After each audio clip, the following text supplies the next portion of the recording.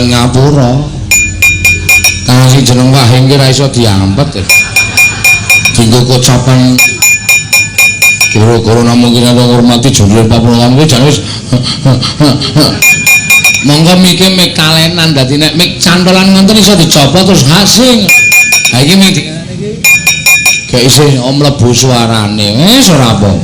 Petro ki paling santai kok. Waing ya waing ngono ta. Watuk ya watuk. Ha kok dilalah kok. Dua malam ini terserang flu berat kula menika ngantos bingung. Kula wau enjang wangsul saking mulya dadi terus ngombe obat flu turu. Terus jam 10 nika tangi madang. Ngombe obat flu meneh, turu meneh ngantos sedina niku kaya wong mendem obat. Pamrikura men supaya ndang mari. Ning jebul nyatane ya flu kuwi pancen ketoke penyakit lumrah ning tambane pancen angel tenan. Mergo punika kekurangan vitamin C, daya tahan tubuh menurun. Nah, wis terus terkena flu ya wis. Mula sangu kula jan pirang-pirang bengi iki obat oles, obat sedot, obat sing diombe ya tak senggo sangu kabeh. Mau bareng tekan transit ngombe obat loro aku bleng ben ora flu malah liyer-liyer. Nang mburi kelir malah turu aku mau ya. Tekan nganti agoro tekan jejer mau rasane isih kaya wong mendem obat wae ya cilaka tenan. Wis nganggo sing tak lebokke irung tak serot ngono wis rada semriwing karo obat oles. Nah nggih. Oleskan sebelum dipakai. Obat sing pancen mandi tenan. Nyatane seprene aku ya minggu Wahing tok ae. Muga-muga iso awan iso ngasuh, ora iso nyambut gawe sak teruse. Anggere krungu wong pidato rasane koyo dilelo-lelo ya, aku mau ki ngrungokke bapak-bapak pidato ki lho. Enak banget. Munggo ora duwe kesaguan metro, waduh slonjor nang omah jan wis diurup walah. Karo sampinge teh panas apa kopi panas rudut. Wah. Ani nek ora tak talangu terus anak bojoku mangan apa ya wis. Maninggal kewajiban nggih nderek mangayu bagya adicara halal bihalal. Ugi sosialisasi saking dinas sosial lan menika hari Bayangkara ugi rondo malam Jumat Kliwon ingkang dipun wonten ing Desa Palbapang tansah nglestarekaken anggenipun tansah wayangan setunggal warsa kaping setunggal. Wah jan ming wong rondo njupuki ide jimpitane kok iso nggo wayangan. Ha menika iki dipun lestani ana tetembungan sedikit demi sedikit lama-lama menjadi bukit menika ngaten menika. Mula aja sok ngresura rezeki sithik akeh disyukuri. Aku dina iki entuk rezeki semene tak syukuri alhamdulillah ya Allah Gusti sampun paring rezeki dhateng kula. Ya kebutuhane dina kuwi ya cukup. Apa sing diparingi Gusti ya cukup. Wah, monggo kepara turah. Dina sak banjure entuk rezeki tumpuk mati mbon-timbun dilalahi kebutuhane ya akeh, ya cukup. Menika lho adilipun Gusti wonten mriki menika. Ora usah sok ngresula. Mangke ndak malah mboten prayogi dadosanipun. Kudu ditampa kanthi ikhlas menika tumrap kula ngaten. Jane Petro niku arep goro-goro niku ya wis mangu-mangu wong bapak kula lara, Bapak Semar niku sakit. Nek arep goro-goro wong nyatane bapak kula lagi nandhang roga niki wis semanten kedah mituruti menawi dados kersanipun para bapak-bapak, para sutresna budaya punden pinisepuh. Mitra kawruh kula ing sami lenggah wonten ing Desa Palbapang mriki. Mugi-mugi tambah rejo, tambah ngrembaka, sayuk rukun niring sambikala gesang tentrem tembayatan setunggal-setunggalipun saengga warsa ingkang ngajeng menika saged sucalan malih. Menika ingkang kula suwun. Monggo milih dalangipun bantul menika sae-sae. Mboten kedah kula. Kula tak genti ngasuh. Syukur pas prei ya aku iso nonton mrene rasane seneng banget. Iso ning angkringan karo tenguk-tenguk. Iso karo ngomong-ngomongan ya, jangan kemenaken. Wadene tasih kepareng nimbali Petro. Ah nggih kula sagahi mboten dados menapa nembe kaping 4.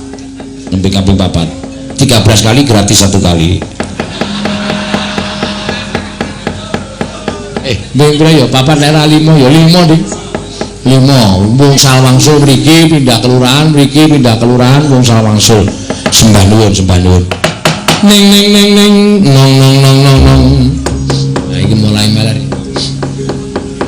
Nek nembang sing kepenak karo ngundang Kang Garing kumenono wong loro. Monggo Bapak Semar niku jarine len nandang loro niku Bagong minggat pirang-pirang sasi ora mulih, anak bojone terlantar. Wah, mula terus dadi penggaliane Bapak Semar. Ya muga-muga ndang bali le elingo karo kewajiban kepara nyata kok reng. Iya, kepara nyata nggon apa, Tru? Nek Bagong ora ana. Aku ki wis ngampiri nang omahe ya sepi samun ki. Biasane yaine iki nyetel tip nang ngarepan kae terus tak jayu gong gara-gara iki mau tak liwat tak dodok lawange dok.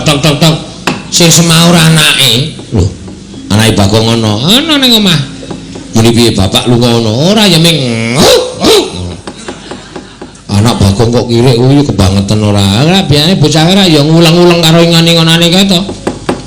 Ngilangi cacak. Ha iya. Senengane Bagong ra kaya ngono kuwi. Dijabur saka wulune kirik dingu ning ndase Bagong. Gilani reng ora. Wah ya wis prihatin ya Truk, ya ora dadi ngopo. Sing baku bapak piye kahanane kemo saka bapak ora. Wah, saya kuru. Semar ki kok aneh ya nek lara Truk. Heeh. Nek umume wong lara ki ora doyan mangan. Semar ki madang wae. Monggo didepi omben-omben apa-apa ya. Kolu wae. Teh legi ya kolu, kopi ya gelem, wedang uwuh ya gelem. Wes pokoke ketoke gembrobyos ning kok mripate malik putih kabeh ya to. Ya paling saking dene ngrasake awak kaya ayo kelangan anak sing ditresnani, sing ragil. Monggo apa-apa Bagong mesti tansah ngestu padha dawuhing bapak, ora tau nylayani karo bapak. Ayo ora aneh nek Bagong lunga 3 dina terus bruk lara. Heeh. Ya ora apa-apa. Terus ayo tetembangan sing kepenak suka-suka parisuka. Ya. Ki mau panjenengane Bapak panitia duk nalika nang transit ana sing weling karo awake dhewe reng. Heeh, paling apa? Kon ngaturke kutut manggung. Wah, ya cacak. Heeh. Ya diaturake. Oke. Sing kepareng nyekar Mbak Ayu Purwalestari. Yo. Ben sekali kutut manggung. Mengko nek wis rampung wektune wis paripurna terus sowan bapak, mesake nek ditinggal suwe-suwe ndak. Yo nek ora ngapa-ngapa nek terus keloro-loro atine anakku ora ana sing ngetok. Tak golek dalaning pati. Nglalu piye ayo. Iya. Aku ya kuwatir. Lah iya. Mbak Tati entuk salam saka New York. Oh iya. Saka Pak Tawa New York. Iya, adoh lho New York iki reng. New York iki ya lor kono. Lor perapatan Gose kuwi. Kudu. New York iki Amerika Serikat. Wah iya, iki mbok menawa ya Amerika gedrik. Ikut manggung liyane do menikmati bakso. Iya. Ha iya. Risi aku nek do ngemplok bakso iki, Truk. Ayo. Nek terus langsung dimamawi ra apa-apa sak. Kae kok di plembungke nang iringan barang lho. Iya. Rasane kaya piye ngono lho. Sore mau ra ya ana ta terus sing nyuwun lumantar chatting ya kewarengnya sak apa. Sore mau ana sing nyuwun langgam mangut jiwa suwe banget ora metu. Lho. Diaturake heeh. Ndak mbok menawa tekan seprene iki wis isih diinteni. Iya mau ya tak balesi nganggo jiwat ki penake nek gara-gara wis apa-apa bos pokoke nyuwun angut jiwat. Iya. Separeng nyekar. Mbak Ika Rohaya. Wah. Wis ngene ganti-ganti jeneng Ika Rohaya. Ika Suhesti. Ya. Penabuh yang ngeri kelegan mesti tabuhannya penek banget ngene. Wah iya. Terutama sing ngendang. lagi kelegan wae. Ketipunge di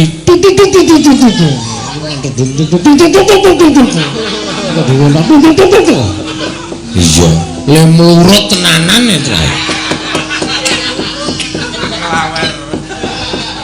Mulai ya biru erem tenan. Ayo dicandak terus di sapa sing ora jeneng kula kowe aja lali marang aku iki ya Kang Mas. Wah wis oleh pun apa ate ora ono ngono nek iki menapa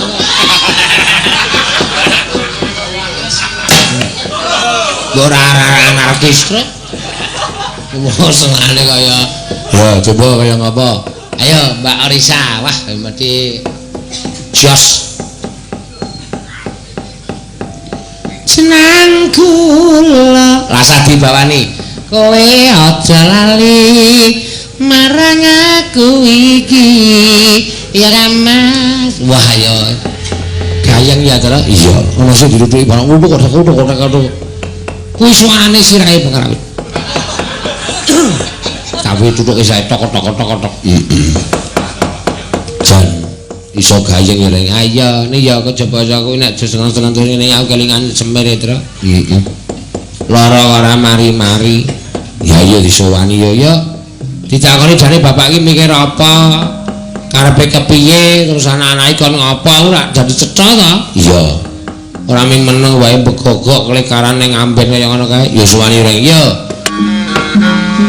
jane sing dipenggali niku napa to Pak jan nganti sirah dinggo sikil dinggo sirah minggagas karo bapak kaya ngoten niku nek wonten kepinginan niku paring dawuh nek duwe gegayuhan niku ngendika mengke ben anak-anak niku sing iso piye carane supaya apa sing dikersake bapak niku asembadan ya Tru heeh nek panjenengan menggali lungane Bagong niku rasa digagas bocah niku ora tau oman mbok menawa Bagong lunga niku mergo ana kencan semayan karo kancane terus dolan teng pundi lunga teng pundi sing adoh parane raya mbutuhke wektu le bali ta rasa dipenggalih Bagong niku mboten ajeng kenging napa-napa mboten ajeng menika cah nekat Bagong niku ora bakal ngelih ning dalan ora bakal menika ya duwe kepiawean nyolong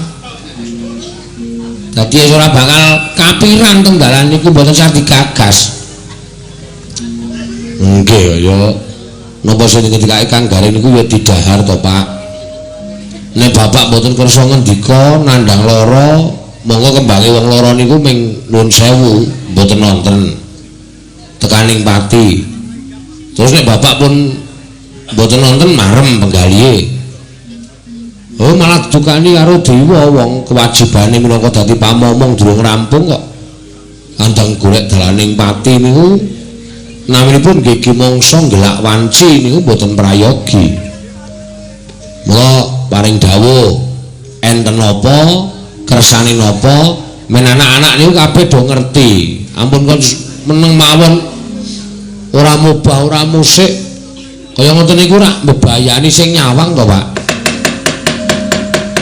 miat kangening kalangguan aklar pandan muncur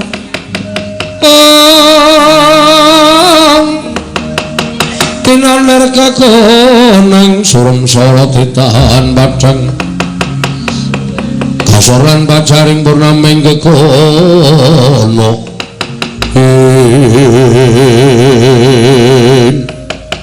dereng ngantos paripurna Kelurahan Semar Badranaya Kelurahan Petruk Kelurahan Nolo Garing anggenipun sami angrepa dhateng sanipun Kelurahan Semar katrenjo praptaning panengapan Raden Janaka Arya Cingak Sangyapa Panakawan wau Kakang Semar aja kaget aku ingkang prapta Kakang Nayantaka wilujeng Tandara iya Pak Garing slamet tekaku wilujeng Den ya Petruk dak tombo bapakmu tansah kaya ngene Nolo Garing nggih nganti susah apa ora ana cara kanggo bapakmu gelem paring pangandikan? Ora iso niku angel, aleman kok niku.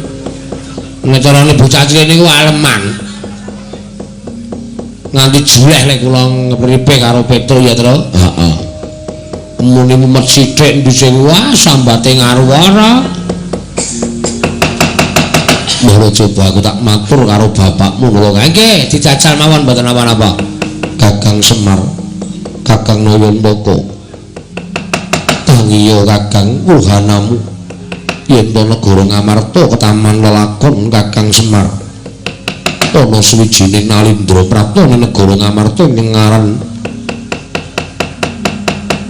Jaya Sudarga ngayunake marang putri ya kuwi garwaning Koko Prabu Puntadewa. Monggo kanyata Jaya Sudarga maudeg sekti kalintang jayaning perang.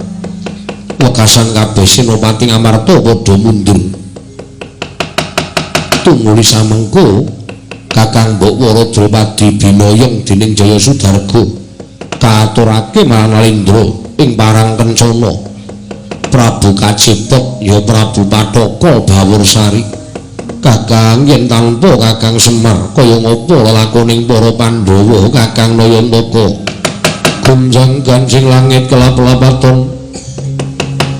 Lir kincanging risang mawe gandrung kocap kacarita nalika semanten. Dupi midhanget wonten Nalindra ingkang jejuluk Prabu Kacipot ya Pathaka Bawursari. Badhe gumregah Kyai Nayantaka mila gregah kaya wungu saka nendra.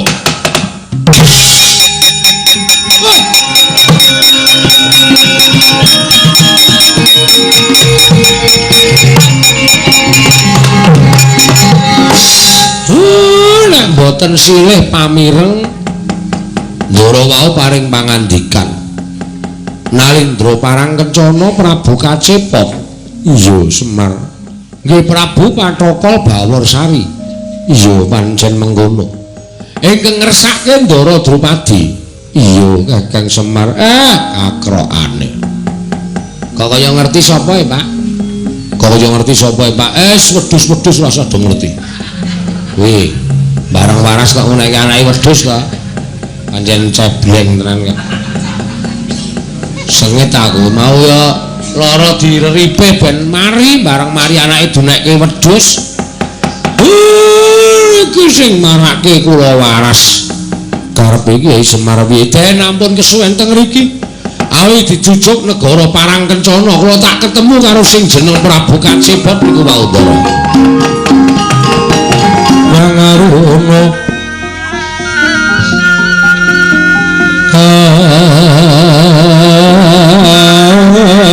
tinetraning ukarapo sataning kukila ring kanikara saketer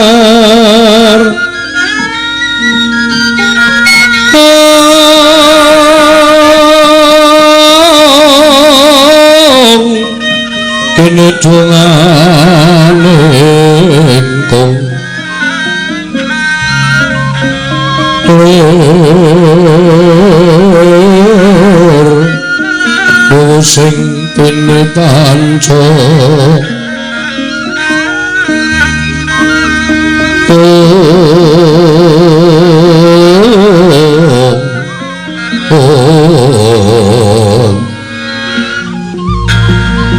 Toke ngayam lono mrak manguhing padakan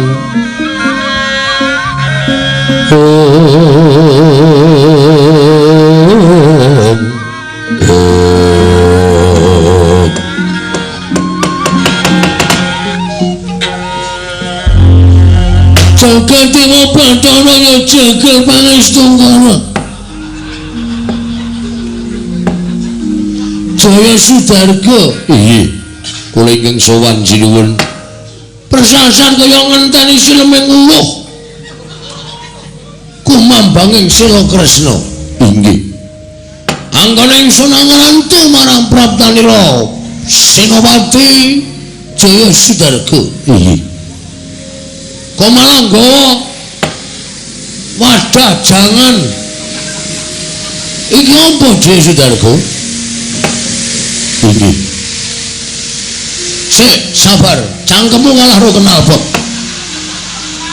Inggih. Nyuwun pangapunten sinuwun. Menika gendhoga isi menapa ing paduka kajengaken makludsu kuali maksud lu nalika semanten sinuwun buta kaliyan kula menapa kaya utus supaya nyuwun putri saka negara Ngamarta ingkang wangi Dewi Wara Drupadi menapa sampun paduka dawuhaken menika kasembatan panjangkanipun sinuwun Prabu kaciput inggih Pathaka Bawarsari. Piye? Kasembatan panjangkanipun Sinuwun Prabu Pathaka Bawarsari. Wah, ya dalah Jaya Sudarko ora ujar ora kaul. Sesuk tak gantung. Wong saged ngaturaken menapa ing sampun paduka dawuhaken malah digantung. Maksudku tak gantung jabatanmu. Jabatan Alendra dadi kadanging Taruna Prabu Jaya Pathaka Darwanu Swasaya. Yo. Kowe tak dadekke Ratu Gung Binacara. Inggih, matur sembah nuwun. Pate wonten dawuh. Kowe tak unggahke derajatmu dadi RT. Waduh. RT menika jabatan ingkang aja ngemengke, gawe KTP, gawe apa-apa tanpa tanda tangan RT ora iso kelakon. Buatna iki isi Wara Drupadi temenanan. Nggih. Saestu sinuwun. Aduh. Jaya Sudarga wonten dawuh. Nek pancen kaya ngono. Isine Wara Drupadi tenan. Coba tutuping gendhaga iki copoten. Nek Wara Drupadi tenan tak tubruk, tak gendong nyemot, tak gawa nang tilamrum Jaya Sudarga.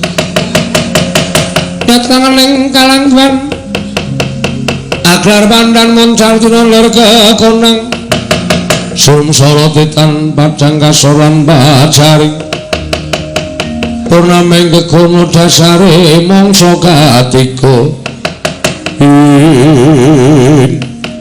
sigar sambuka tutuping gendhoga Sang Jaya Sudarga parandiring salebeting gendhoga Raden Gatotkaca camet Ajina Ranta kanggo ndeli punang tutup Temah datan kawo sambuka tutuping gendhoga kagyat kadrakasan Prabu Jaya Sudarga wau.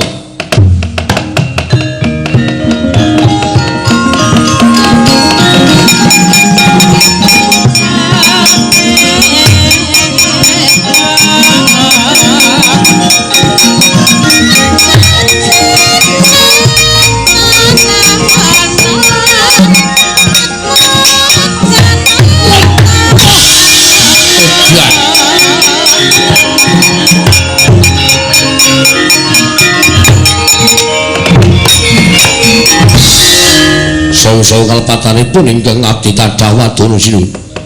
Nyatanipun tutup kula bikak mboten saged. Goblok. Wong isih kekancingan ngene kok dibuka. Menika mboten wonten kancingipun. Nek ngono pancen pinesti Wara Drupadi rada aleman. Nggih. Jaluk sing buka panjenengane ingsun.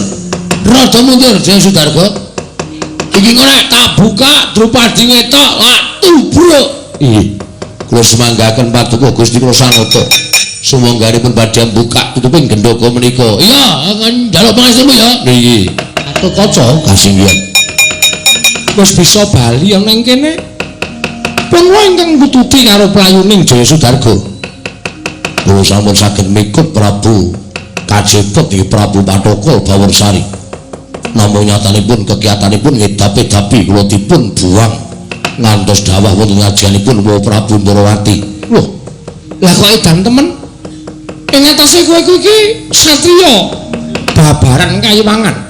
Mungsu Prabu Kajiput iso dikipatake? Nyatanipun mekaten. Perkudoran njajal ora? Oh, dapure.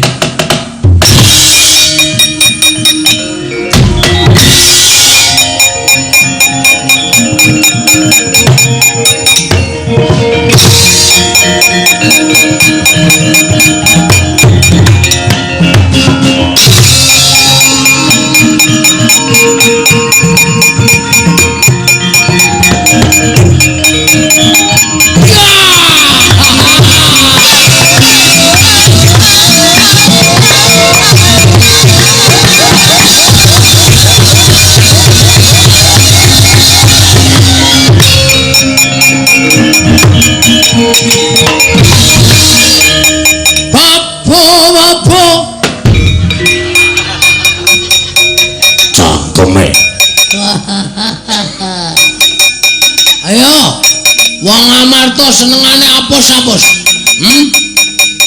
Menehi aku Gendhaga jarene isine Dradapati, jebul isine satriya sing iso nglendhek tanpa sutang, mabur tanpa lar. Sing duwe satriya sing duwe caping gunung. Saben bengi nyawangkuna. Caping Basunanda trumpa padha kacerma. Kotang ukuran 35. Endi panungsane? Ama Suramarta Jawrata. Iki sapa ngaglar ning arep aku, Raden Werkudara? Wah, ngerti karo aku. Ngerti aja men kowe. Bapakmu aku ngerti. Sapa bapakku? Prabu Pandhudewana. Mbahmu aku ngerti. Sapa Mbah Abiyasa? Mbahmu meneh aku ngerti. Sapa Palasara? Mbahku li sak dhuwure Palasara, Pala Kependhem. Pala Kesimbar, Pala Gumantung, Kudus. Ora kenal sih Werkudara? Wah, kaya aku tahu krungu swara iki, krungan-krunganan kowe.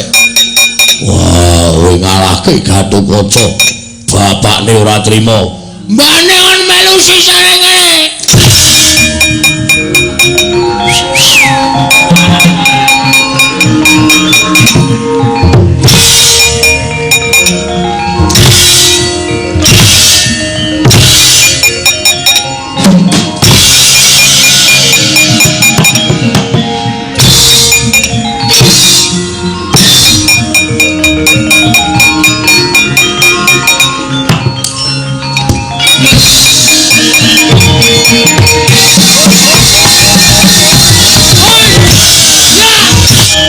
Ilane.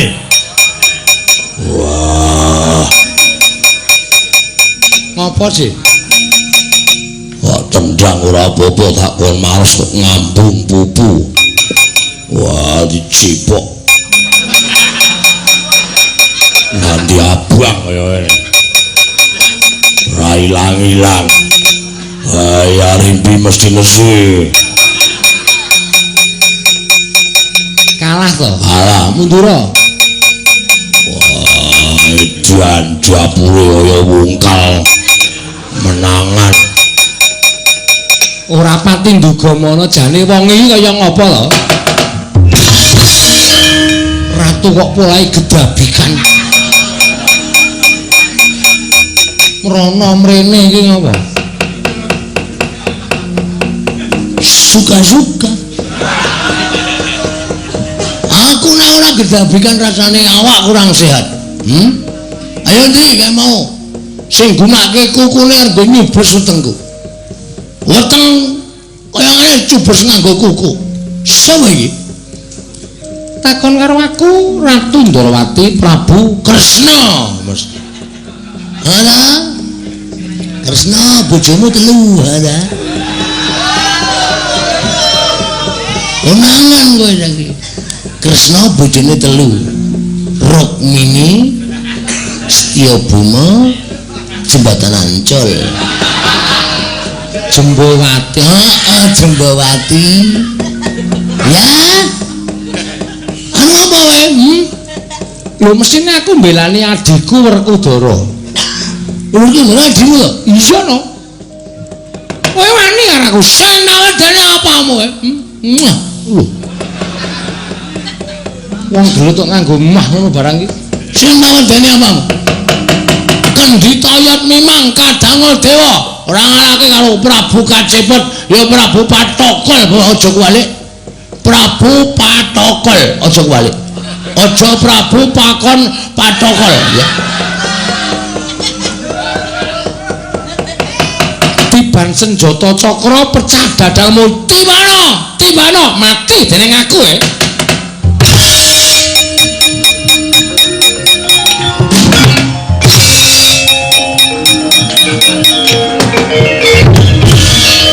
kepiye kae maksudnya? Mune tiban jata cakra kok minggat. Wong kena jiring getih wedi mati ya kaya ngono kuwi. Ayo wong Amarta ora meneke Dropadi nang pelukane Prabu Kacepat lali sungsang bawana balik kaya Semar wis waluya nerma temajati pengestunipun sampun kula suntekke kok niki wae kula mengkelangan karo kelangenan kula Ndara kelangenanmu sapa napa sampean boten prisa nek sing loro niki rak ming anak kula angkat nek kelangenan kula ora sampean sampun ngerti to arep kula lah kaya apa kelangenanmu ngamuk kaya apa pundi ning kono lolo Gareng Petro adimu kae cekeleng ganene nggih sing kok tak bawa nggih wis ada orang fakir miskin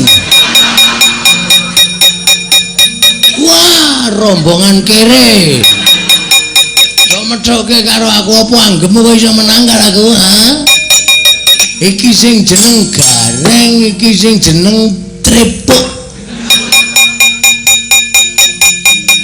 wedhus kok iso dadi kaya ngono ya terus gleleng tenan sandangane ya mas-masan kaya ngono lho orang kaya padha kita tipis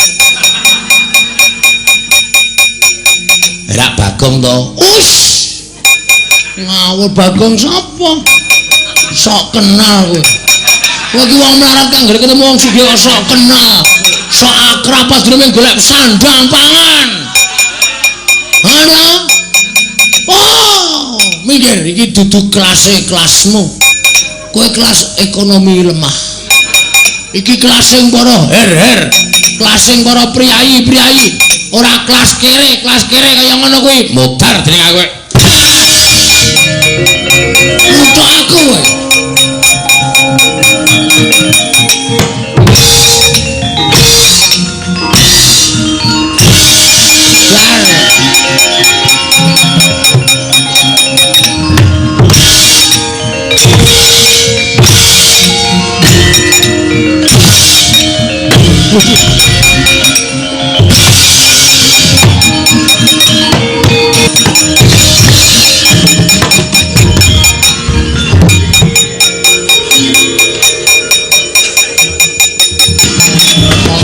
begogok kok diliwati iki mesti ketuane kere ketok tua dhewe lusuh dhewe blekutek dhewe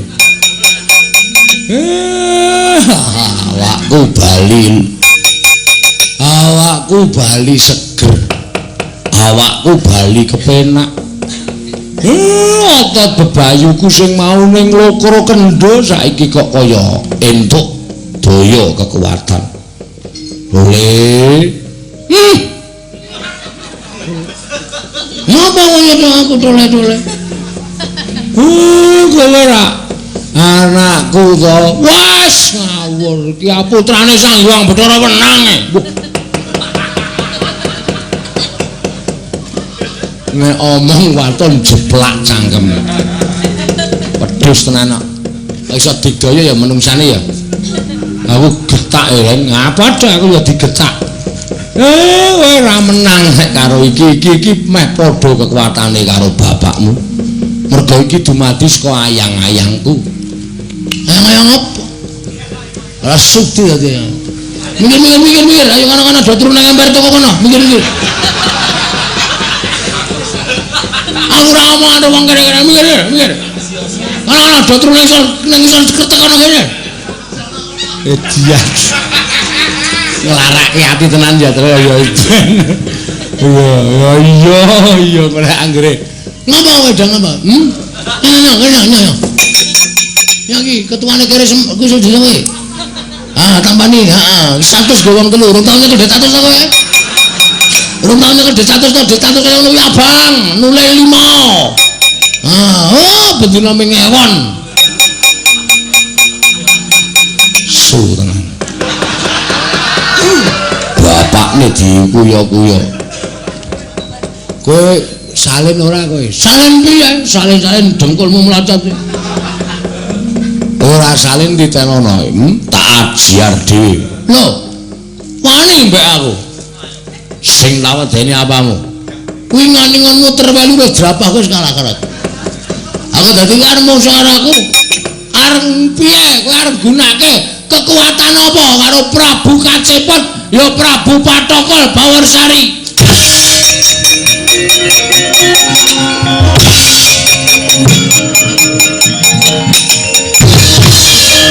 Jikir rambune nak. Apa muka kapan? Bapak sepelek ki. Ayo ndang gewis. Ndang. Ndang gewis.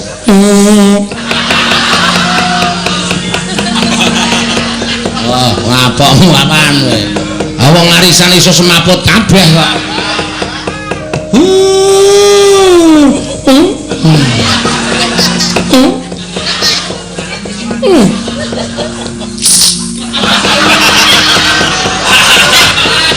Ora diden kemer.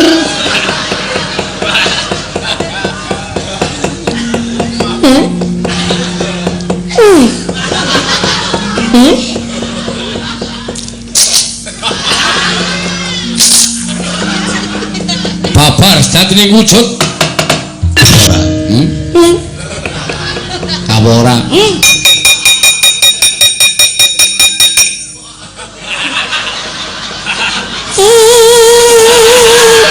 Terus Pak, terus. Mangkel aku dinekke kiri-kiri terus Pak, terus.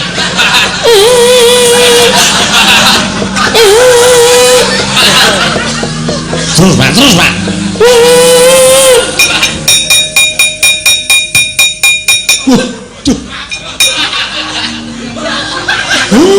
Raine biru erem.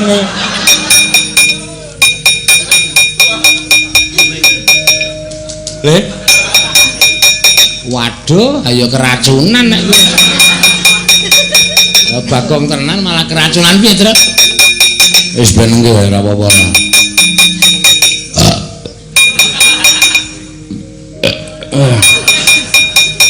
Aduh. Wala. Kaya mabuk perjalanan ya, Truk. Edanan. Bapak saking tresnane karo Bagong tinggal lunga Bagong nganti lara e. Aduh. Ayo gek waras. Waras cengelmu kuwi.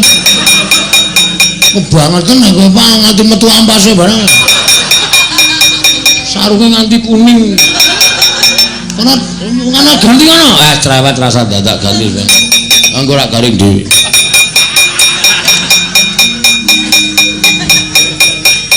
Waduh.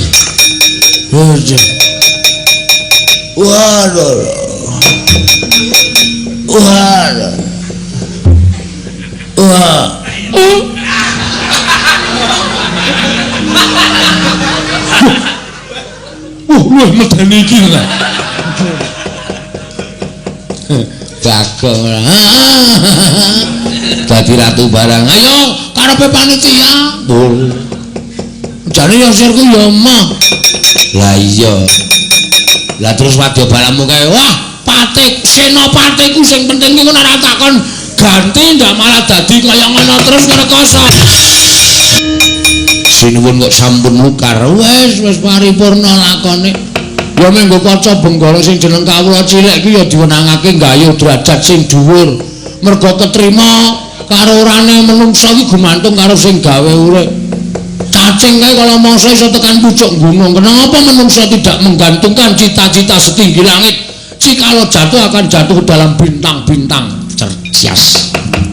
Pinter. Lajeng kula ganti. Inggih. Ganti kae. Inggih. Ayo. Kayak kontur nang kasatriyan bersila geni. Soto kira. Oh, ande ngali. Lali ya, aku tak kira nek wis anu. Ana kontur nang kendali satu. Meniki aku Dara Wasawai, para Kudara. Ratu Gustiku tekaning pati belano. Wah, kowe kudu mati. Oh.